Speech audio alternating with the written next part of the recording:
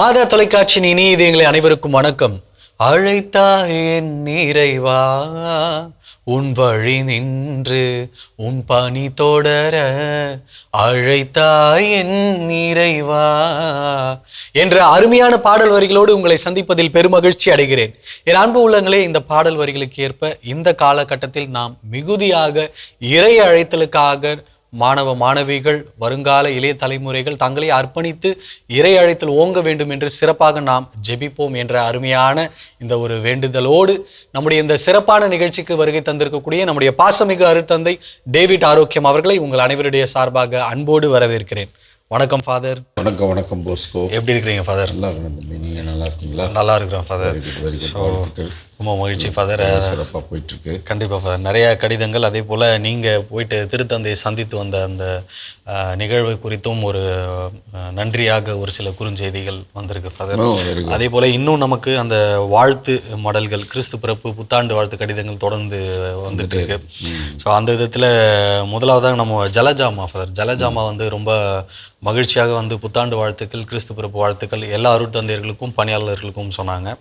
அதே போல் என்ன வேண்டும்ன்ற ஒரு நிகழ்ச்சி வந்து ரொம்ப அற்புதமாக இருந்தது. கண்டிப்பாக அங்கே அந்த இளைய தலைமுறைகள் அவங்க பேசினது, அந்த நிகழ்ச்சிகள் கண்டிப்பாக எல்லாருடைய அந்த எண்ணங்களும் நிறைவேறணும், அதுக்கு கண்டிப்பாக நம்ம எல்லாம் ஜெபிக்கணும் தந்தையே அப்படின்னு சொல்லிட்டு போட்டிருந்தாங்க.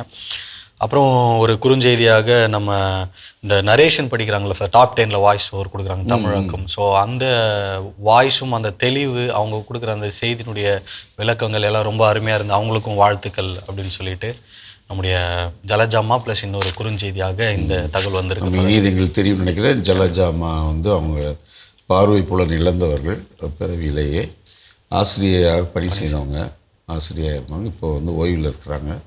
அவங்களுடைய ஓய்வினருடைய முழு நேர பணியுமே வந்து மாதா தொலைக்காட்சியை பார்ப்பது. அது அவங்களே சொன்ன வார்த்தை, நான் மாதா தொலைக்காட்சி பார்க்கிறேன். அதனால் அவங்க எப்பொழுதுமே நம்மளுக்கு அந்த அவங்களுடைய அலைபேசி வழியாக, வாட்ஸ்அப் வழியாக குறுஞ்செய்தி, ஆடியோ கொடுப்பாங்க, நிகழ்ச்சிகளை குறித்து சொல்லுவாங்க. அதனால் ஜலஜாமாவுக்கு நமது பாராட்டுக்கள், நன்றி. தொடர்ந்து நீங்கள் மாதா தொலைக்காட்சி பாருங்கள். கடவுளுடைய ஆசிரியர்னு உங்களுக்கு கிடைக்க நாங்கள் எப்பொழுதும் ஜெபிக்கிறோம். வாழ்த்துக்கள், நன்றி.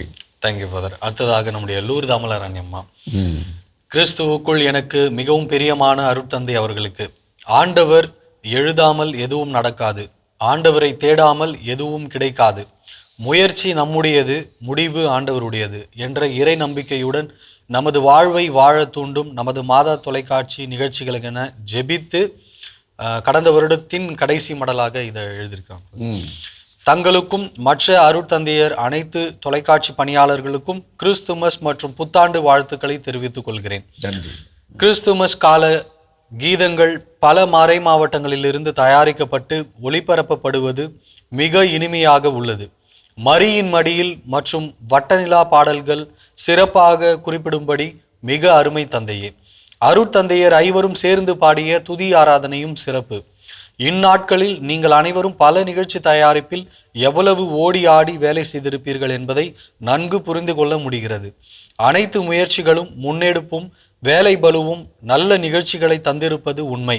சிறப்பான பாராட்டுக்கள். 2025 வருடம் முழுவதும் நம் அனைவரையும் கண்ணின் மணி என காத்து வழிநடத்திய ஆண்டவருக்கு நன்றிகளையும், தொடர்ந்து மலர்ந்த 2026 புத்தாண்டை ஆண்டவர் பொறுப்பெடுத்து வழிநடத்தி செல்ல ஜெபிக்கிறேன். தாங்களும் ஜெபித்து கொள்ளுங்கள் தந்தையே. கிறிஸ்துமஸ் அன்று கடவுள் வணக்கம் பகுதியின் சிறப்பு நிகழ்ச்சியாக சட்டமன்ற உறுப்பினர் இனிகோ இருதயராஜ் தமிழ்ஜோ உடனான உரையாடல், இரவு குட் நைட் டாக்கில் தாங்களும் சகோதரர் அந்தோனியும் உரையாடியது அன்றைய நாளின் சிறப்பை மேலும் சிறக்க செய்தது. சென்ற வருடம் போல இவ்வருடமும் ஒளிபரப்பான பப்பாஸ் ஃபண்டே தமிழ்ஜோ தொகுத்தளித்து அருட்தந்தையர் பங்கேற்று விளையாடிய நிகழ்ச்சி அருமை. பலூன் ஊதி பாட்டிலில் இருக்க வைத்தது, கண்கட்டி கேக் ஊட்டியது, வாயில் பிஸ்கெட்டை திணித்து பழமொழிகளை கண்டுபிடிக்க வைத்தது, இசையை போட்டு பாடலை கண்டுபிடித்தது என அனைத்துமே வித்தியாசமாக நல்ல கிரியேட்டிவிட்டியுடன் இருந்தது. கிறிஸ்மஸ் கொண்டாட்டம் ஆன்மீகமா ஆடம்பரமா என்ற கருத்து பகிர்வு, அதில் பேசிய ஆசிரியைகள் இக்கால பண்டிகைகளின் கொண்டாட்டம், மக்களின் மனநிலை போன்றவற்றை படம் போட்டு காட்டியதும் தற்கால நிதர்சனங்கள். கடந்த 2 வாரங்களாக ஒளிபரப்பான அறம் செய் நிகழ்ச்சியில் பிள்ளை வளர்ப்பில் தாத்தா பாட்டிகளின் பங்கை பற்றி சிறப்பான கருத்துக்கள் பகிரப்பட்டது. வெளி பேச்சிற்காக பலர் குழந்தைகளுக்கு ஜபம் சொல்லி கொடுப்போம், ஜபமாலை சொல்கிறோம் என்பதையும் தாண்டி, பேரை பிள்ளைகள் வளர்ப்பில் பெற்றோரின் பங்களிப்பையும் தாண்டி பாட்டிகளின் ரோல் என்பது எவ்வளவு பெரியது, வலுவானது என்பதை உணர வைப்பதாக உள்ளது. நமது காலத்தில் உணவு விஷயங்களில் எவ்வித கட்டுப்பாடுமின்றி இருந்தது என்றாலும், தற்போது நமது பிள்ளைகள் சர்க்கரை, பிஸ்கெட் முதலான பல விஷயங்களில் தங்களது பிள்ளைகளுக்கு வைக்கும் கட்டுப்பாடுகள் புதுமையாகவே உள்ளது. குழந்தைகளின் அழுகை பற்றி மருத்துவர் ஷில்பா அவர்கள் அதுவும் ஒரு உணர்ச்சி வெளிப்பாடு என்றதும் நல்ல புரிதலை தருகிறது. அழும் பிள்ளைகளை சமாதானப்படுத்த மேற்கொள்ளும் சிரமங்கள், உணவு ஊட்ட பயன்படுத்தும் மொபைல் போன்ஸ் என மிக அருமையான நிகழ்ச்சி. பாராட்டுக்கள் தந்தையே. மீண்டும் புது வருடத்திலும் எனது பதிவுகளை தொடர்ந்து பகிர ஆசித்து ஜபத்துடன் லூர்து அமலராணி, திருக்கோயிலூர். ரொம்ப ரொம்ப நன்றி அக்கா. லூர்து அமலராணி அக்கா வந்து அவங்க வந்திருந்தாங்க இங்கே. ஆமாம், இந்த ஜனவரி மாதத்தில் வந்துட்டு போயிருந்தாங்க மாதா தொலைக்காட்சிக்கு. அவங்களுடைய என்ன இப்போ ஓய்வுக்கு போயிட்டாங்க ஆசிரியை பணியிலேருந்து. அதனால் அந்த அந்த ஓய்வு நிலையில் அவங்களுக்கு கிடைத்த அந்த ஒரு தொகையிலிருந்து மாதா தொலைக்காட்சிக்கு என்னால் முடிந்தது நான் தருவேன் என்று சொல்லி ஒரு நல்லதொரு தொகையை கொண்டு வந்து இங்கே மாதா தொலைக்காட்சியுடைய பணிகளுக்காக இங்கே வந்து நேரடியாக வந்து பார்த்து கொடுத்துட்டு நம்ம கூடலாம் பேசிட்டு சாப்பிட்டுட்டு ரொம்ப சந்தோஷமாக போனாங்க. இது மாதிரி நிறைய பேர் இருக்கிறாங்க. சமீபத்தில் கூட வந்து ஈரோடு பகுதியிலேருந்து ஒரு கிராமத்திலேருந்து ஒரு வயதான அம்மா அவங்களா வாழ்க்கையை உருவாக்கிக்கிட்டாங்க. பல கஷ்டங்கள் மத்தியில் இன்றைக்கு அவங்க மேபி ஃப்யூச்சரில் அவங்கள பற்றியான அவங்க எப்படியெல்லாம் அவங்க வாழ்க்கையை அமைத்து கொண்டார்கள் சொல்லி கோவையில் இருக்கிற ஃபாதர்கிட்ட சொல்லி எடுக்க சொல்லலான்னு ஒரு யோசித்துட்ருக்கேன். குறும்படம்ல மேபி ஏதாவது ஒரு நிகழ்ச்சியில் இன்டர்வியூ. அவங்களும் அதே மாதிரி அவங்களுடைய சேமிப்பிலேருந்து, அதாவது அவங்களாம் வந்து பார்த்திங்கன்னா நிறைய பேருக்கு உதவி செஞ்சுருக்கிறாங்க. மாதா தொலைக்காட்சி என்னால் ஆனது என்று சொல்லி ஏறக்குறைய ஒரு 4-6 பவுன் வரைக்கும் அவங்களுடைய நகை நமக்கு கொடுத்துருக்குறாங்க. இது மாதிரி நிறைய பேர் இருக்கிறாங்க. நாகர்கோயிலேருந்து ஒரு அம்மா ஃபிலோமின்னு சொல்லிட்டு அவங்க, அதாவது இவங்க தருகின்ற ஒவ்வொரு பணமும் முழுக்க முழுக்க நற்செய்தி அறிவிப்பு பணி மக்களுக்கு. இன்றைக்கு ஏன்னா இன்றைக்கி ஏற்கனவே 90 லட்சம் பேர் பார்க்குறாங்க. 90 லட்சம் பேரும் நமக்கு கொடுக்கறதில்ல. ஒரு கூடுதலாக போனால் ஒரு 3500 4000 பேர் தான் வந்து நமக்கு மாதம் 100-200 அப்படின்னு கொடுக்குறாங்க. அப்போ இதுகளெல்லாம் ஒன்று சேர்த்து இதில் வந்து இடையில் அங்கங்கே பார்த்திங்கன்னா அப்பப்போ தாங்கள் செய்த அந்த தியாக வாழ்க்கையில் தங்களுக்கு இருப்பதை எல்லாருக்கும் பகிர்ந்து கொடுக்கும்போது என்னுடைய மாதா தொலைக்காட்சிக்கும் நான் அதுக்கு ஒரு பங்கு இருக்குது என்று எண்ணுகின்ற உயர்ந்த உள்ளம் படைத்த நிறைய பேர் இருக்கிறாங்க, செய்கிறாங்க. எந்த விளம்பரத்தையும் விரும்பாமல் செய்கிறார்கள். அப்போது இவைகள் அத்தனையும் பார்த்திங்கன்னா இன்றைக்கு எந்த அளவுக்கு இந்த மக்களுடைய உள்ளங்களில் இந்த இறையாட்சியை குறித்து, இறை வார்த்தையை குறித்த தாகம், இறை வார்த்தையை நான் இன்னும் அதிகமாக அறிந்து கொள்ள வேண்டும், என் வாழ்க்கையில் இறை வார்த்தை எந்த அளவுக்கு அது வேரூன்றி நிற்கிறது என்பதை நான் அறிந்து கொள்ள வேண்டும், இறையாட்சியுடைய விழுமியங்கள் எனதாக்கி கொள்ள வேண்டும் என்ற அந்த வாஞ்சை என்ற ஒரு தாகம் மிக அதிகமாக இருக்கிறது. சாதாரண எளிய மக்களுடைய மனங்களிலே உள்ளங்களிலே ரொம்ப அதிகமாக இருக்குது. ரொம்ப அதிகமாக இருக்குது. நிறைய பேர் இப்போ சமீபத்தில் நான் ஃப்ரான்ஸுக்கு போயிருக்கும்போதும் சரி, ரோமைக்கு நான் சென்ற போதும் சரி, இன்றைக்கு மக்கள் மத்தியிலே ஒரு புதியதொரு இந்த விசுவாச வாழ்க்கை, நம்பிக்கை வாழ்க்கை, பக்தியை சார்ந்த வாழ்க்கையில் வந்து ஒரு பெரிய புதுப்பித்தல் இருக்கிறது என்றால் அது மாதா தொலைக்காட்சியால் தான் என்று சொல்லாதவர்கள் இல்லை. அது உண்மையிலே எனக்கு சரியான நேரத்தில் இது கடவுளின் திருவுளம் நிறைவேறி இருக்கிறது என்று நினைக்கின்ற பொழுது ரொம்ப சந்தோஷமாக இருக்குது. இப்போ இதெல்லாம் வந்து பார்த்திங்கன்னா நம்ம திருக்கோயிலூர்லேருந்து லூர்து அமலராணி அக்கா வந்து பார்த்திங்கன்னா அவங்க ஆசிரியர் பணி செய்யும்போதும் சரி, ஓய்வில் இருக்கும்போதும் சரி, அவர்களுக்கென்று குடும்ப பணி நிறைய தடவை நான் சொல்லியிருக்கிறேன். அவங்களுடைய வயதான அம்மா, அவங்களுடைய கணவர், அவங்களுடைய பேரக்குழந்தை, மகன், மகள் இவங்க எல்லாரையும் வந்து அவங்களுக்குரிய காரியங்களை செய்து கொண்டு மாதா தொலைக்காட்சிக்கான ஒரு நேரத்தையும் ஒதுக்கி அதற்கென்று கைப்பட ஒரு கடிதத்தை வாரந்தோறும் எழுதி இதெல்லாம் வந்து பார்த்திங்கன்னா எவ்வளோ பெரிய சாட்சியம், எவ்வளோ பெரிய சாட்சியம். இன்றைக்கு எதுக்கெடுத்தாலும் நேரம் இல்லை, பிஸியாக இருக்கிறோம் என்று நேரம் அந்த ப்ரையாரிட்டி ஆஃப் லைஃப், வாழ்க்கையில் எதற்கு முதலிடம், எதற்கு முக்கியத்துவம் என்று உணராத ஒரு சந்ததி உருவாகி கொண்டிருக்கிறது. யாருக்கு முக்கியத்துவம் கொடுக்கணும், எதுக்கு முக்கியத்துவம் கொடுக்கணும், எந்த மாதிரியான கொள்கைகளுக்கு முக்கியத்துவம் கொடுக்கணும் என்று எதுவுமே புரியாமல் சும்மா சிலவங்க சொல்லுகின்ற பொழுது வேதனையாக இருக்குது. நான் என் கணவரை விட ஒருத்தவங்க எனக்கு முக்கியம், என் குடும்பத்தில் இருக்கிற எல்லாரையும் விட. அதனால் எப்படி அவங்களால அப்படி சொல்ல முடியும்? ஒரு மற்றவங்க மேலே சமூகத்தில் ஒரு அன்பு, மரியாதை, மதிப்பு இது தவறல்ல, அது இருக்கணும். அது இல்லாமல் யாரும் இருக்க முடியாது. ஆனால் எந்த அளவுக்கு இருக்கணும், யாருக்கு முதலிடம்? என்னை பெற்றவர்களுக்கு, என் உடன் பிறந்தவர்களுக்கு, என் குடும்பத்திற்கு, என் கணவருக்கு, என் மனைவிக்கு, என் பிள்ளைகளுக்கு. அவங்க தே ஷுட் பி ஆல்வேஸ் இந்த லேம்ப் லைட் இல்லைங்களா? அதனால் மற்றவங்களெல்லாம் ஒதுக்கணும்ல, எல்லாரும் நமக்கு வேணும். எப்படி எனக்கு இது என்ன சொல்கிறதுன்னு தெரியல. எப்படிப்பட்ட ஒரு சமூகம் தலைமுறை இன்றைக்கு உருவாகி கொண்ட, என்னென்னமெல்லாம் சொல்கிறாங்க ஜென்ஜி, எனக்கு அதெல்லாம் 90s கிட்டு, இது ஏதோ ஒரு விளக்கம் சொல்லிக்கிட்டு சும்மா. எனக்கு அதிலெல்லாம் வந்து கொஞ்சம் கூட எனக்கு ஐ டோன்ட் ஹேவ் எனி என்ன சொல்கிறது, சும்மா ஏதோ பேர் வச்சுக்கிறாங்க. எனக்கு அதிலெல்லாம் ஒன்றும் பெரிய இதெல்லாம் ஒன்றும் இல்லை. அது யார் எப்போ பிறந்திருந்தா என்ன, ஒவ்வொருத்தருடைய காலகட்டத்திலும் சமூகத்திலே மாற்றங்கள் அதிகமாக இருக்குது, முன்னேற்றங்கள் இருக்குது, அறிவு சார்ந்த விஷயங்கள் வந்து தெளிவு இருக்கிறது. இந்த வாழ்க்கை வசதி வாய்ப்புகள் வந்து ஒவ்வொரு காலகட்டத்திலும் மாறிக்கொண்டே இருக்கிறது. அதனால் உணர்வுகள், மனிதநேயம், காரியங்களை புரிந்து கொள்கின்ற தன்மை, குடும்பத்தில் பெற்றோர், பிள்ளைகள், கணவன், மனைவி இவைகளெல்லாம் வந்து எதுவுமே பெருசாக எல்லாம் அது தானே. அது எப்படி அது மாறும் இல்லையா? அதனால் சும்மா எல்லாத்தையும் போட்டு குழப்பிக்கிட்டு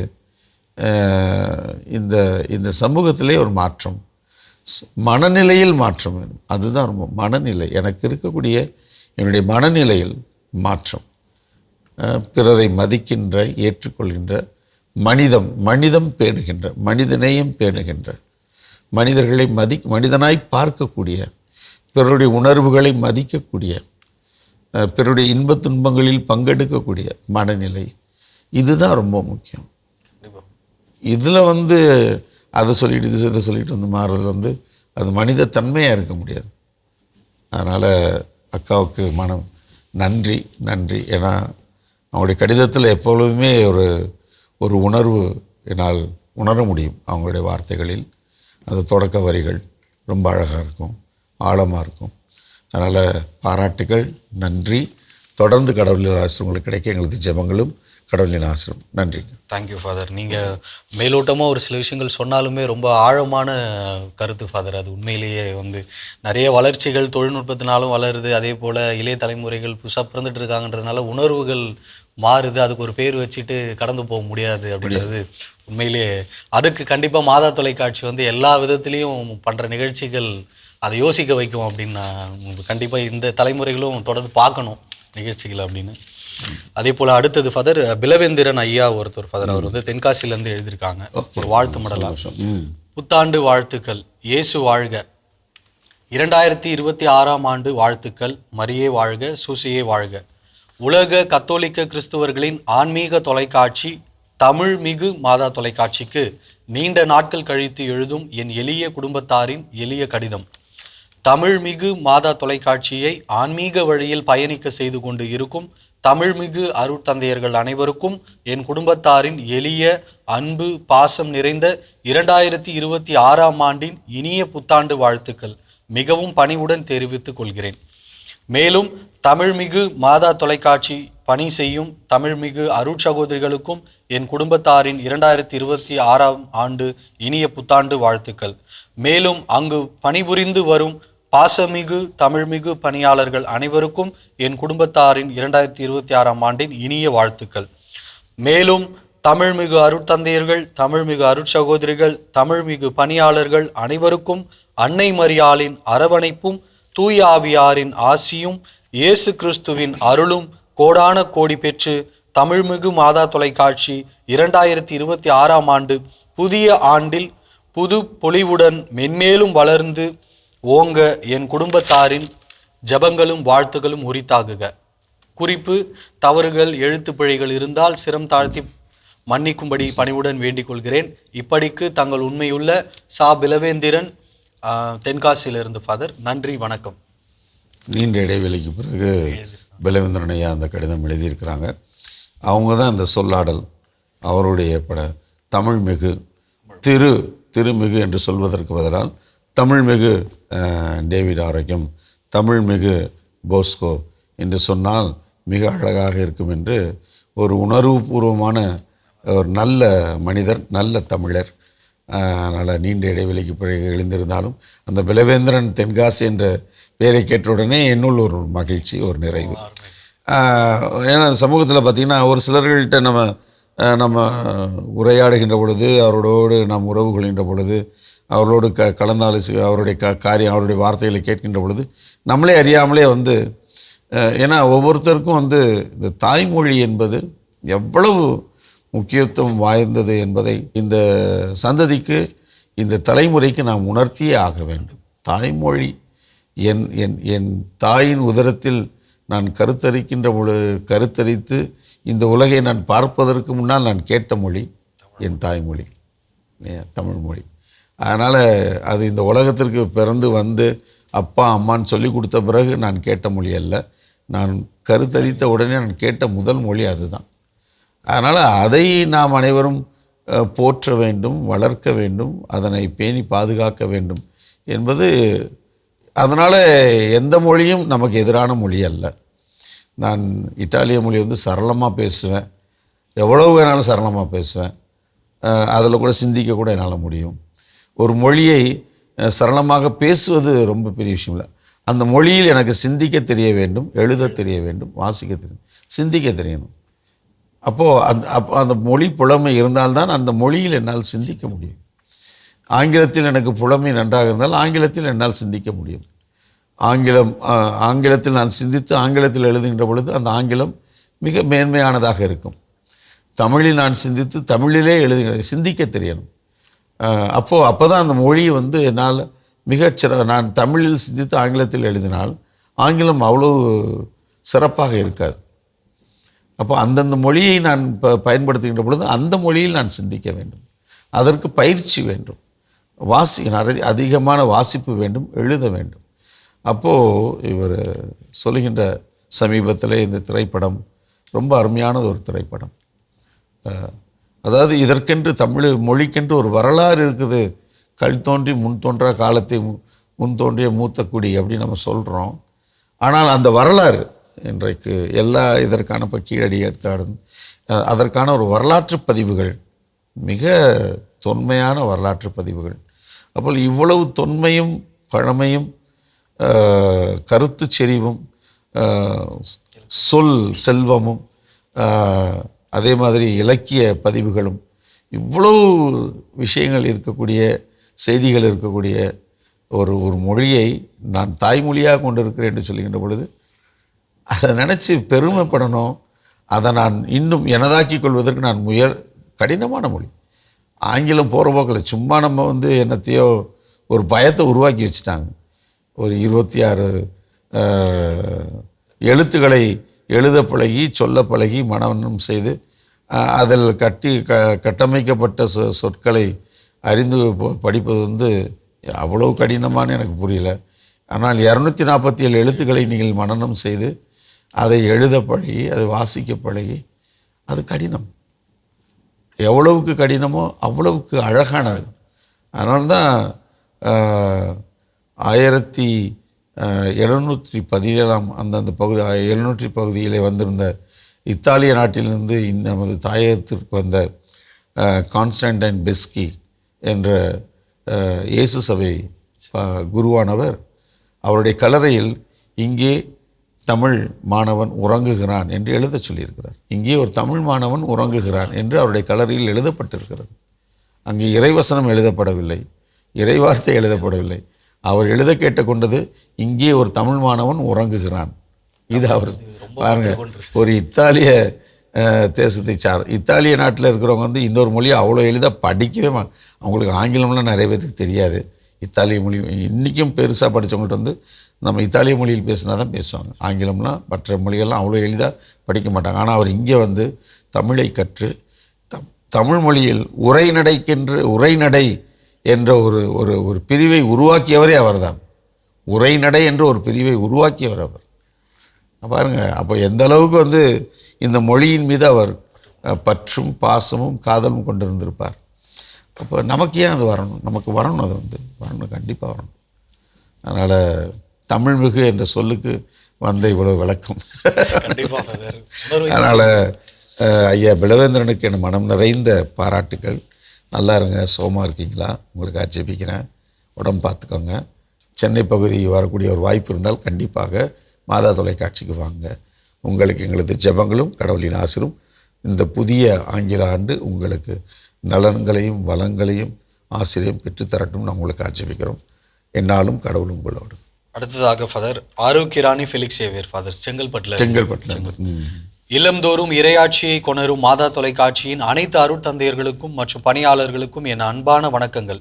மாதா தொலைக்காட்சியின் ஒவ்வொரு நிகழ்ச்சியும் அருமைதான், சிறப்பானதுதான், பயனுள்ளதுதான். இதில் எந்தவித மாற்று கருத்தும் இல்லை. கடவுள் வணக்கம் முதல் குட் நைட் டாக் வரை ஒவ்வொரு நிகழ்ச்சியும் எப்பொழுதும் போல் அருமையாக உள்ளது. மாதா தொலைக்காட்சிக்கு என் வாழ்த்துக்களும் ஜபங்களும்.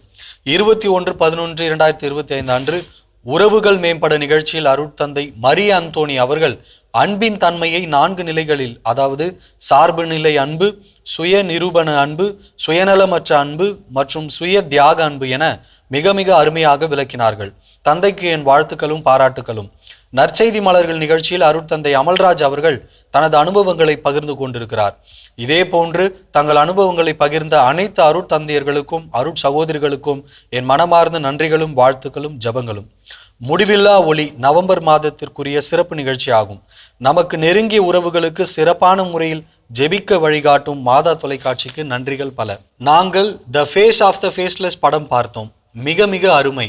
அநீதிக்கு எதிராக குரல் கொடுத்து ஏழை மக்களுக்கு வாழ்வளித்து இயேசுவை போல் பிறருக்காக ரத்தம் சிந்திய அருளாளர் சிஸ்டர் ராணி மரியாவின் வாழ்க்கை வரலாற்றில் அவரின் தாயார் கொலைகாரனின் கையை பிடித்து என் மகளின் இரத்தம் பட்ட இந்த கைகளை நான் முத்தமிடலாமா என்று கேட்டு கண்ணீர் விடும் காட்சியில் நமக்கு கண்களிலிருந்து தாரை தாரையாய் கண்ணீர் கொட்டுகிறது. நம் கிறிஸ்துவத்தின் அடிப்படை பண்பான மன்னிப்பு மூலம் அருளாளர் சிஸ்டர் ராணி மரியாவின் குடும்பத்தினர் நம் கண்முன் இமயம் போல் உயர்ந்துள்ளனர். இந்த உண்மை கதையை திரைப்படமாக உருவாக்கிய ப்ரொடியூசர், டைரக்டர், ரைட்டர் மற்றும் பங்கேற்பாளர்கள், ஆக்டர்ஸ் அனைவரையும் பாராட்ட வார்த்தைகள் இல்லை. எல்லாவற்றிற்கும் மேலாக தமிழ் மக்களுக்கு உதவியாக அனைவரும் பார்த்து பயன்பெறும் வகையில் தமிழாக்கம் செய்து வெளியிட்ட மாதா தொலைக்காட்சிக்கு கோடான கோடி நன்றிகள். மீண்டும் மாதா தொலைக்காட்சியின் அனைத்து அருட்தந்தையர்களுக்கும் மற்றும் பணியாளர்களுக்கும் என் அன்பான நன்றிகளை தெரிவித்துக் கொள்கிறேன். மரியே வாழ்க. இப்படிக்கு ஆரோக்கியராணி ஃபெலிக்ஸ் சேவியர், செங்கல்பட்டில் இருந்து. ரொம்ப ரொம்ப ரொம்ப நன்றிங்கம்மா. ஆமாம், நீங்கள் கடிதம் எழுதி பாராட்டியது குறித்து மிக சந்தோஷப்படுறோம், மகிழ்ச்சி அடைகிறோம், உங்களுக்கு நன்றி சொல்கிறோம். இது ஒரு பெரிய பெரிய காரியம். ஏனென்றால் இன்றைக்கு நம்ம சின்ன ஆலயங்களுக்குள் மேடைகளிலே ஆண்டவரை குறித்து சான்று பகர்வது மிக சாலச் சிறந்தது, அது செய்ய வேண்டிய ஒரு காரியம். ஆனால் ஒரு அகலத்திரையில் எல்லாரும் பாருங்கள், இந்த கிறிஸ்துவம் என்பது எப்படிப்பட்டது, இந்த கிறிஸ்துவை பின்பற்றக்கூடியவர்கள் எப்படிப்பட்டவர்கள் என்று நமது சாட்சியத்தை அகலத்திரையில் அனைவரும் பாருங்கள் என்று சொல்லி இந்தி மொழியிலே, பிறகு மலையாள மொழியிலே, பிறகு மாதா தொலைக்காட்சியிலிருந்து தமிழ் மொழியிலும் தெலுங்கிலும் மக்களுக்கு இதை கொண்டு செல்வது என்பது மிகப்பெரிய ஒரு சாதனையாக நான் பார்க்கிறேன். அதை அங்கீகரித்த உங்களையும் பாராட்டுகிறேன். ஏனென்றால் இது மக்களிடத்தில் சென்று சேர வேண்டும். அதனால் உங்களது நல்ல வார்த்தைகளுக்கு, அன்பார்ந்த வார்த்தைகளுக்கு எங்கள் மனம் நிறைந்த நன்றி. தொடர்ந்து நீங்கள் நல்ல மகிழ்ச்சியோட இந்த ஆண்டு முழுவதும் இன்னும் வருகின்ற நாட்களிலும் கடவுளின் ஆசீரோடு நீங்கள் வாழ எங்களது ஜெபங்களும் கடவுளின் ஆசீர்வாதமா. நன்றி. Thank you father, thank you father. ரொம்ப அன்பான வார்த்தைகள். அதே போல் நிறைய நம்முடைய மாதா தொலைக்காட்சி யூடியூப் மட்டும் இல்லாது நிறைய யூடியூப் வலைத்தளங்களில் மாதா தொலைக்காட்சி இந்த ஃபேஸ் ஆஃப் த ஃபேஸ்லெஸ்னுடைய படத்தை பற்றி வாழ்த்தும் நன்றியும் தெரிவிச்சிருந்தாங்க. அது நீங்களும் பார்த்துருப்பீங்க ஃபாதர். ஸோ நெஞ்சாத நன்றி ஃபாதர் உங்களுக்கு. நன்றி. ஸோ இனி இது எங்களுக்காக ஜெபித்து நம்ம சிறப்பாக இனி இது எங்களே உங்களது அன்பார்ந்த கடிதங்களுக்கு மனம் நிறைந்த நன்றி, பாராட்டுக்கள். நிறைய காரியங்களை குறித்து நீங்கள் பகிர்ந்து கொள்கிறீர்கள், பாராட்டுகிறீர்கள், உற்சாகப்படுத்துகிறீர்கள். இவைகள்தான் நாங்கள் இந்த மாதா தொலைக்காட்சி தளத்தை இன்னும் அதிக அடுத்த நிலைக்கு கொண்டு செல்வதற்கான உற்சாகம் தருகின்ற, எங்களை வழிநடத்துகின்ற, எங்களது பணிகளை இன்னும் அதிகமாக நாங்கள் செயல்படுத்துவதற்கு தேவையான ஆற்றலை தருகின்ற ஒரு அற்புதமான வினையூக்கியாக வழிநடத்துதலாக இருக்கிறது என்பதை இந்த நேரத்தில் மீண்டும் உங்களுக்கு நான் உங்களுக்கு தெரியப்படுத்த நான் மகிழ்ச்சி அடைகிறேன். எனவே தொடர்ந்து எழுதுங்கள், எங்களுக்கு ஜெபியுங்கள். என்னாலும் நாங்கள் மாதா தொலைக்காட்சி குடும்பத்தில் இருக்கின்ற ஒவ்வொருவரும் உங்களுக்காக ஜெபிக்கிறோம், உங்களோடு நாங்கள் இருக்கிறோம் என்பதை மீண்டும் உங்களுக்கு நான் நினைவூட்டுவதில் நான் மகிழ்ச்சி அடைகிறேன். கண்களை மூடி தொடர்ந்து ஆண்டவரின் அருளை இறைஞ்சி நாம் கொண்டாடுவோம். எங்கள் அன்பே உருவான இயேசு ஆண்டவரே, இந்த புதிய ஆண்டில் நாங்கள் பயணித்து கொண்டிருக்கிற எங்களுக்கு தொடர்ந்து உமது ஆற்றலை தாரும். குறிப்பாக இந்த மாதா தொலைக்காட்சியுடைய புதிய திட்டங்கள், புதிய பணிகள், புதிய முன்னெடுப்புகள் என்று பல்வேறு காரியங்களில் ஈடுபட்டு கொண்டிருக்கின்ற எங்களுக்காகவும் எங்களோடு உழைத்து கொண்டிருக்கின்ற ஒவ்வொரு நல்ல உள்ளங்களுக்காக, அவருடைய குடும்பங்களுக்காக ஜெபிக்கிறோம். ஆண்டவரே, உமது ஆசீர், உமது அன்பு, உமது பராமரிப்பு, உமது வழி நடத்துதல் என்னாலும் எங்களுக்கு நிரம்ப கிடைக்க உமது ஆற்றலை, உமது இரக்கத்தை எங்களுக்கு தாரும். எங்கள் அன்பு தாயே, ஆரோக்கிய அன்னையே, உமது பிள்ளைகள் எங்களுக்காக பரிந்து பேசுங்களம்மா. என்றும் வாழும் உயிருள்ள இறைவன், தந்தை, மகன், தூய ஆவியார் நம் அனைவரையும் நிறைவாக ஆசீர்வதிப்பாராக. ஆமென். ஆமென். Thank you father. என் அன்பு உள்ளங்களே, ஒவ்வொரு வாரமும் தொடர்ந்து நீங்கள் எழுதி அனுப்பக்கூடிய ஒவ்வொரு கடிதங்களும் எங்களுக்கு மிகுந்த உற்சாகத்தையும் ஊக்கத்தையும் அளிக்கும் தான் சொல்லலாம். தொடர்ந்து உங்கள் கடிதங்களை எழுதி அனுப்ப வேண்டிய மின்னஞ்சல் முகவரி info@madatv.in. தொடர்ந்து உங்கள் கடிதங்களை எழுதி அனுப்ப வேண்டிய தபால் முகவரி வந்ததும் தந்ததும் மாதா தொலைக்காட்சி, எண் 150 லஸ்கோவில் சாலை, மயிலாப்பூர், சென்னை 6004. இனிய இதயங்களே, மீண்டும் வந்ததும் தந்ததும் நிகழ்ச்சியில் உங்களை சந்திக்கும் வரை அன்போடு உங்களிடமிருந்து விடைபெறுவது நான் உங்கள் போஸ்கோ மற்றும் அருட்தந்தை டேவிட் ஆரோக்கியம். இயேசுவுக்கே புகழ், இயேசுவுக்கே நன்றி, மரியே வாழ்க.